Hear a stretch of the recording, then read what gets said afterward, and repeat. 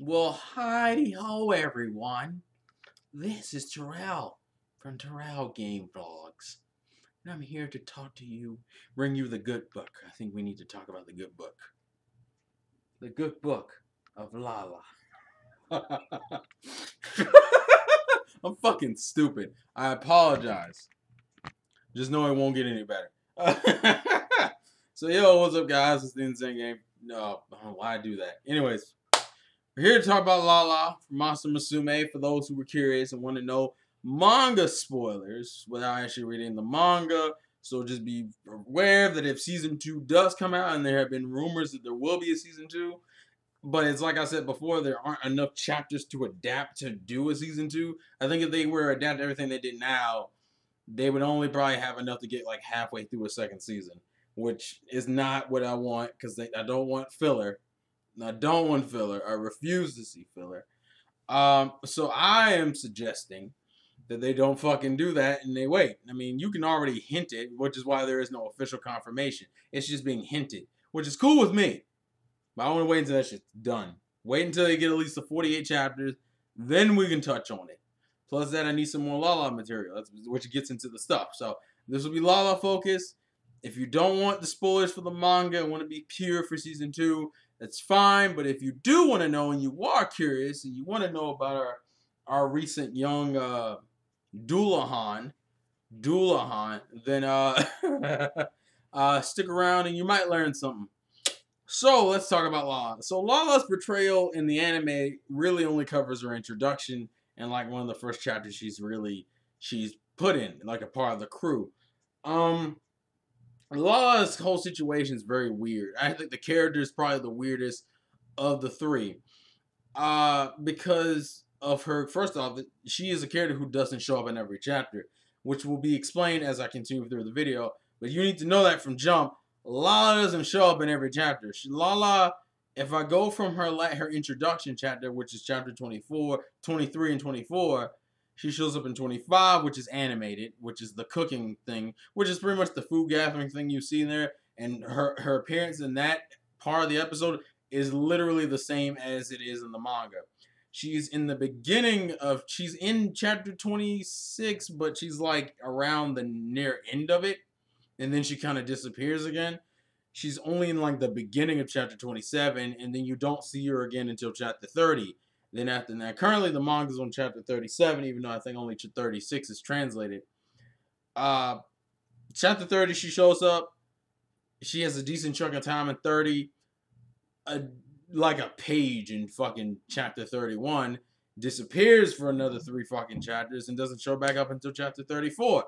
Chapter 34, she gets a decent chunk to her. And then as of right now, for the last 3 damn chapters, she hasn't shown up at all.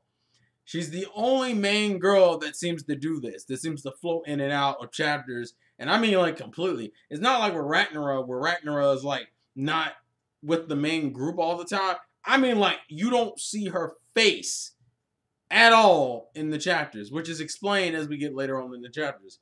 Now, how many chapters actually focus on Lala? 2. Chapter 30 and chapter 34.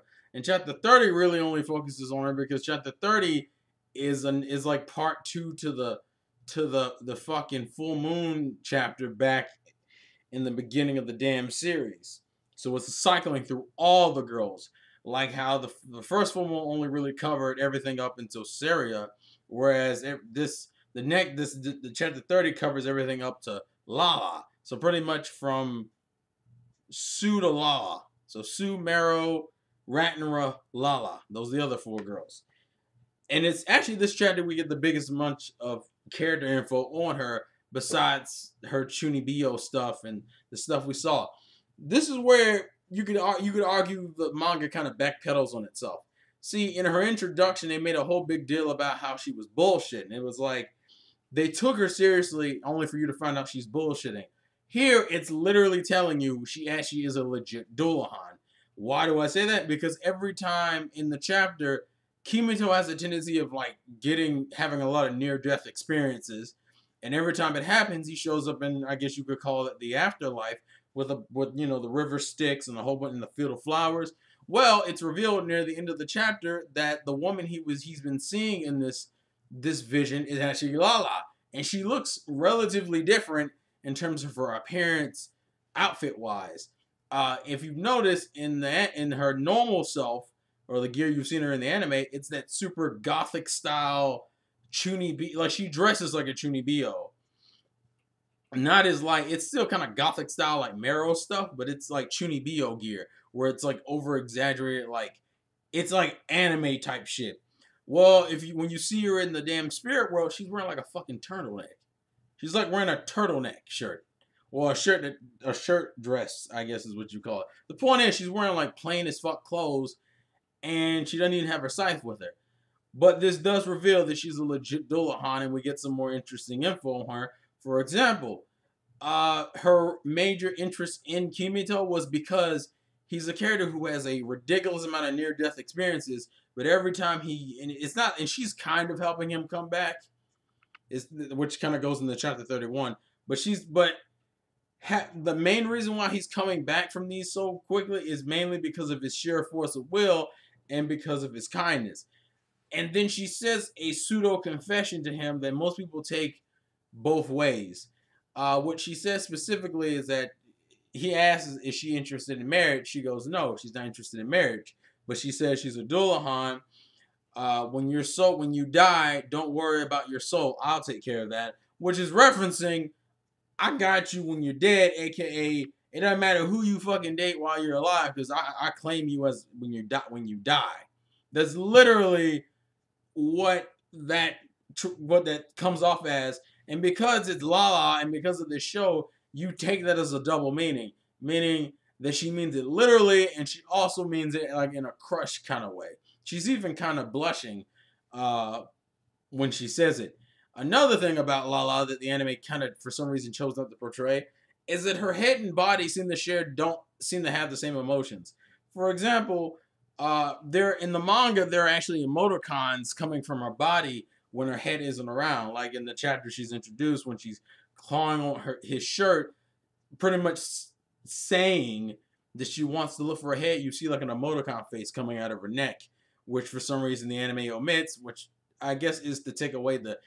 See, if you notice, the anime tried to play up the Lala stuff relatively seriously, even though, which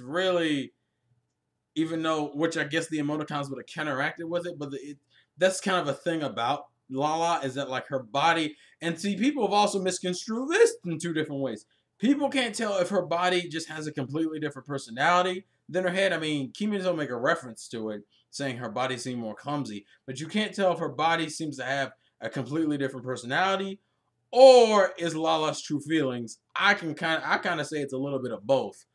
I'm more leaning towards true feelings because later on in chapter 34, Kimito ends up falling on Lala. Well, her head's away from her body. Her body has a sort of embarrassed look on her face. No, her body's like super embarrassed / aroused, and her face is like mildly distraught. Like, and it kind of goes into her. Lala has a good number of gags. And the other one I'm mentioning, which explains why she disappears all the fucking time, is that when Lala said shit about reaping souls, I don't think that's a joke. I think she actually goes around reaping souls, which would explain why she isn't in every chapter.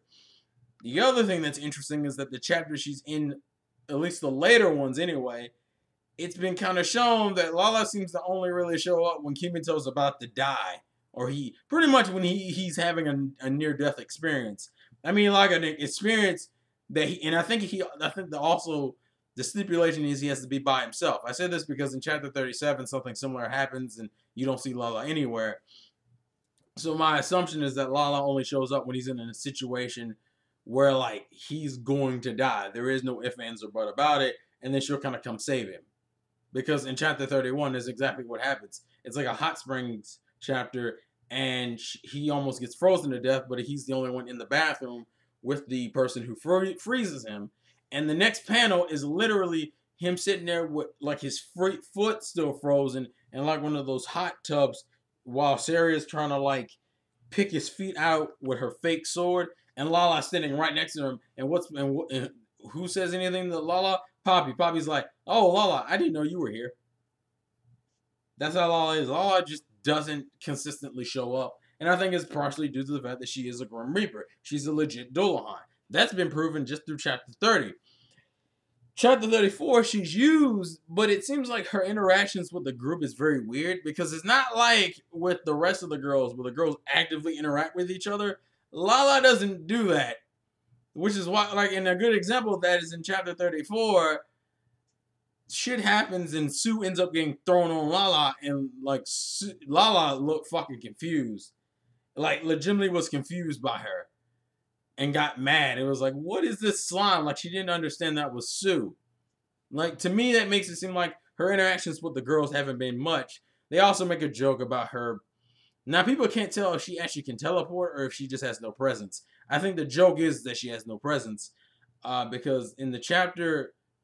Because in the next chapter, right after the anime ends, would have been chapter 26, and the first thing you see is Lala show up behind them saying, "You guys have mail," and then be like, "Oh my god, why do you sneak up on us like that?"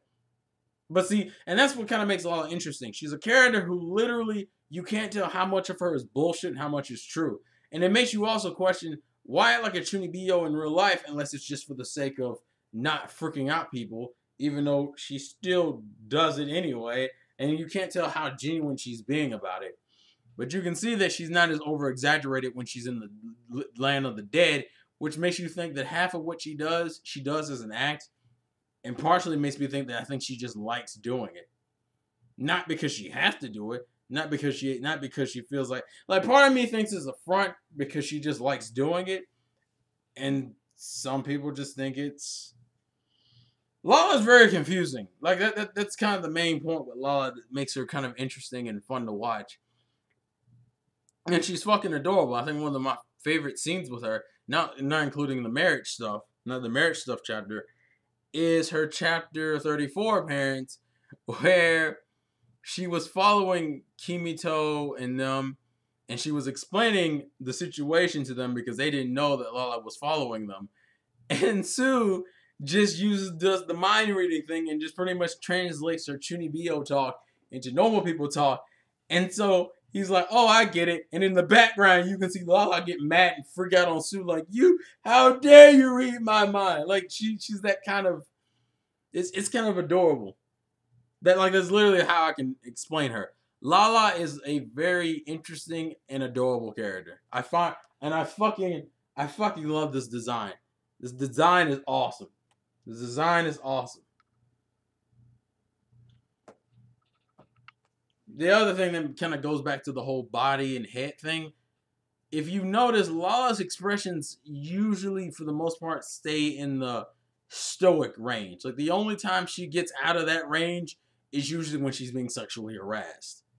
Her default face is this, the I don't give a fuck face. Like she doesn't really. I don't even think I've seen her genuinely smile yet. I don't think. No, I haven't. Lala hasn't smiled yet in the damn manga. And then again, if I counted how many chapters she's actually in, not including her 2 appearance chapters, it would be chapter 26, chapter 25 technically, chapter 27 at the beginning, chapter 30, and then chapter 34. So even though she's been introduced in the manga for about 10 chapters, she's only appeared in about half of them. And if you're talking about main roles, she's only had like 2 of those. Which is kind of the thing about people I love but I hate about Lala. That Lala is like important, but not as important as I feel like she could be, because she has a fuck ton of potential, and she's also the character you know the least about. Granted, the manga's been kind of going in this way, for those who are looking forward to it. It's been going in the direction of revealing more about the girls. Like, for example, let's just say you'll see a lot of family stuff. Like, if they do season 2, there's going to be a lot of family-oriented stuff you're going to see. And the only 2 characters they really haven't touched on out of the group is like Sue, Lala, and maybe Ragnara. Everybody else has been covered so far, which makes me really fucking hope. I don't think I'm going to get it, but I really hope that the next chapter that comes out, which will be coming out this month, is a fucking Lala chapter. But that's like all the main general facts you need to know. There's a subtle gag between the fact that Lala's head and body seem to not share the same personality, or either that, or Lala's body is just way more open with her emotions versus Lala's head. Another gag is the fact that she only seems to show up when Kimito's about to die, and it has to be and as I said, it has to be in a situation that like there's no way to just survive from, because he never actually, like, I'll put it this way, technically in the manga, the chapter 30, the full moon part 2 chapter, Lala never physically shows up like in the real world. The only time you see Lala throughout the entire chapter is fucking in the other world, meaning no other girls has interacted with her, which kind of makes the other problem with her. She has like the least amount of interaction with the rest of the cast. Like literally, I don't think she's interacted with anybody else except for Kimito, and it seems like Poppy seems to notice her the most too. I've noticed like Poppy's the only one I've seen actively notice her, which like no one else really pays her any attention. Except if she draws attention to herself. Most of the time, she doesn't draw any attention. Poppy, for the most, almost every scene that Poppy and her are in, she's noticed her. So that's interesting. But yeah, I've covered like all of her gags. There aren't many because, as I said, she only has like 2 chapters in which she's like true relevant, and the rest of the time she's just fucking there. But yeah, that's the general talk of Lala. If you want me to do this for any other character, like Pulp, for example, Pulp's will be pretty short, but you know, if you want me to do it, I'll do it. So, yeah. I don't know. I'm pretty sure I don't have any plans to review anything episode-wise for next season. Then again, I haven't really looked at the list, so I guess it's a wait-and-see situation for me. But anyways, please send me your thoughts and comments. You like Lala a little bit more? Do you want to go read the manga or buy the manga, in my case? Yeah. So, vlogs again for your boy Terrell. And I catch you guys later. Peace. I'm coming to cut your head off. Which actually, I just realized. Dullahan, Halloween month. Ha!